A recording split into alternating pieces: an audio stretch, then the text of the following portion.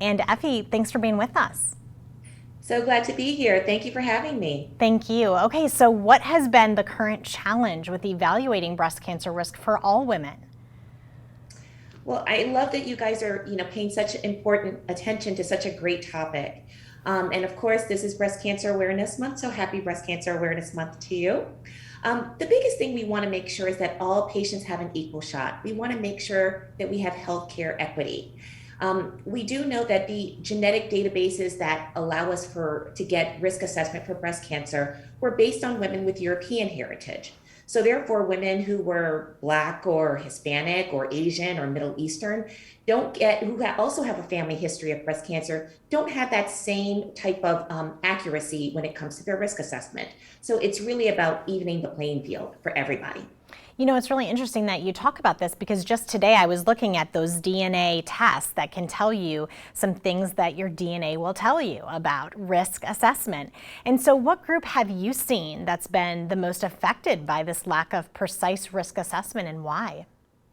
Yeah, so we do know that, overall, Black women tend to be more likely to die of breast cancer. And of Hispanic women who are diagnosed with breast cancer, they're 20% more likely to die of, compared to their white counterparts.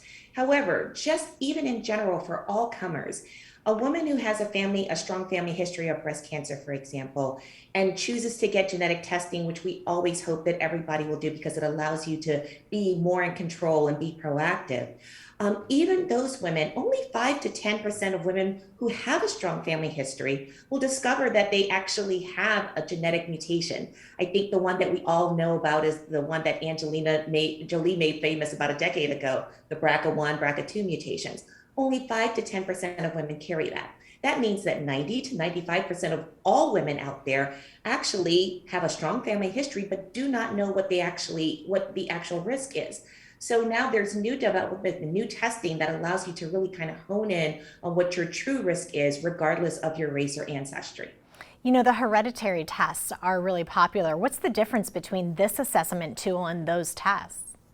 Great question. So the new test, it's by Myriad. It's called Risk Score.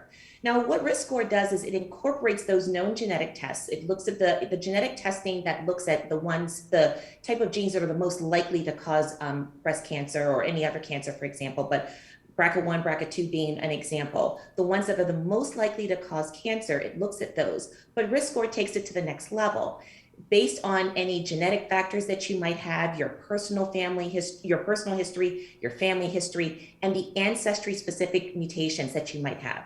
There are certain things that are different ethnicities that are specific to that ethnicity, takes all of that together and gives you a more comprehensive result. So it gives you something that you can actually act upon. That's wonderful. So what's the next step for women like myself, and where can they learn more? Absolutely. I would love it if each one of your listeners out there who has a family history of breast cancer certainly goes to a website called getmyrisk.com. Again, that is getmyrisk.com. All it is it takes you right to a questionnaire. The questionnaire will ask, what's your family history? Now, as we're going into the holiday season, opportunities for folks to get together with family members. I want every person who's listening, ask mom and dad. A lot of folks don't realize when it comes to breast cancer, they all automatically think, oh, well, it's on my mom's side of the family, but it can be equally passed on by either mom or dad's side of the family. So we want to make sure that you know your family history on both sides.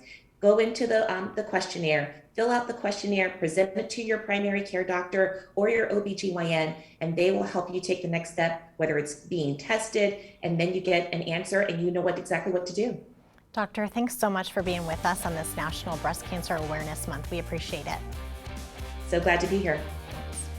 Okay, we're going to take a quick break and we'll be right back.